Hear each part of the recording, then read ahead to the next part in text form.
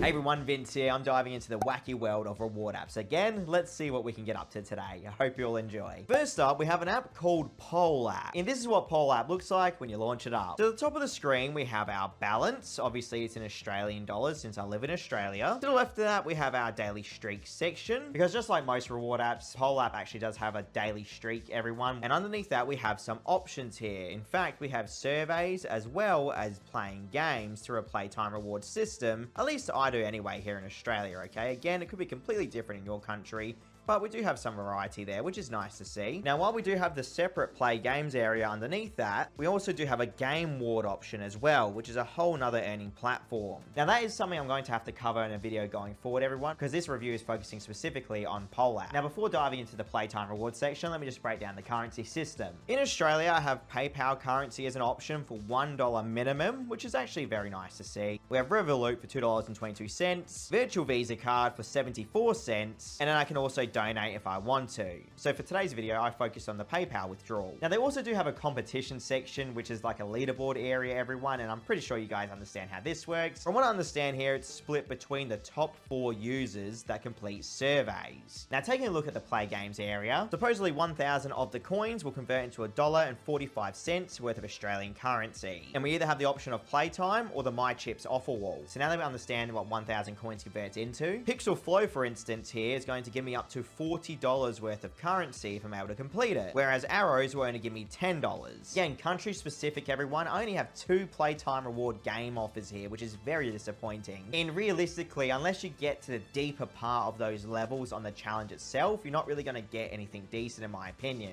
Like if I'm to complete level 5, 20, 50, or 100, I only get not even $1 worth of currency. To be fair, My Chips has a much larger variety of offers available, which again is what you want to see, but whether or not those prices are actually worth the time and effort, that's completely up to you to decide. Me in Australia, more than likely not, sadly. So even though a few minutes ago you saw there was only like 4 or 5 different opportunities available, checking back now on the home screen, I literally have a survey willing to give me $3.72 worth of currency. And scrolling through here, you can see that we have so many more opportunities available. So my best advice, at least for PollApp, check back on a regular basis to see when that offer wall updates on the main screen. That's all there is to PollApp, everyone. Let me just break down how my test went. I am happy to say that I withdrew $2.09 worth of Australian currency, and it did hit my PayPal account within about 4 or 5 minutes here in Australia and in my experience. Now, just because that's the case, does that mean it's worth the time and effort? As I said, everyone, it definitely depends on country, as always with these type of situations, okay? The only extra bonus I'd say, everyone, is make sure you complete your profile questions. Some of mine have actually expired here,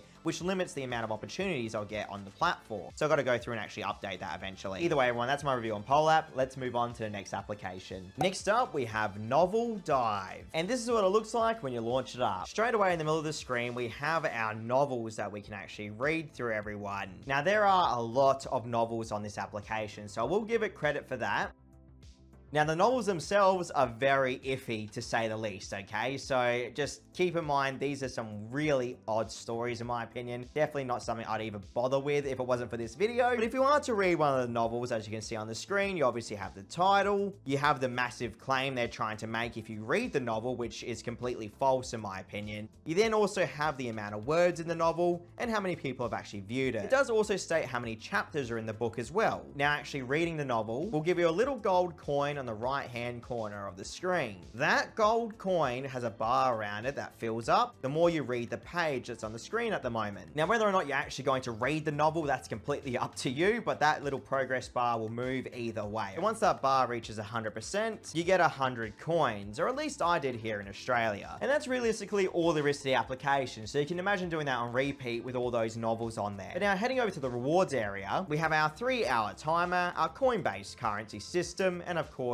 our balance. I have 2 cents right now from my previous test. We also have a check-in area, the actual read novel for coin section where you have to keep going back to actually get the advertisements in order to get the coins. Or you can just straight up watch advertisements for the coins. Or they even have a mini game area where you watch ads in return for the coins, okay? Very straightforward again. So let me just break down how my test went for you all. I read novels for an hour straight and managed to generate 23 cents worth of USD currency. And I did withdraw, everyone, at least here in Australia, and in my experience, it did actually hit my PayPal account within a day, which was very surprising to see, to be fair. Granted, 23 cents for an hour is really not good at all, okay? Either way, that was my experience with NovelDive. I'm never going to use it again, but you can do whatever you want with the information as always. Let's move on to the next application. Next up, we have an app called Bitcoin Ring Breaker. And this is what it looks like when you launch it up. Top left corner of the screen, we have our Satoshi balance. I have 2 Satoshi at the moment. Right side of the screen, we have our coinbased currency. And in the middle of the screen, we have our little bouncing objects around in the ring. And as you can see, every time one of them bounces and hits the ring, coins are generated. Very straightforward concept there, everyone. Now, towards the bottom of the screen, you'll notice that we have little abilities that we can activate by watching advertisements. And not only that, we have our main set of upgrades as well. So each one of those little bouncing objects has upgrades available for it. You just have to actually unlock it. Anyone that's ever played an idle or clicker game will be right at home, because essentially it works as an incremental, everyone. So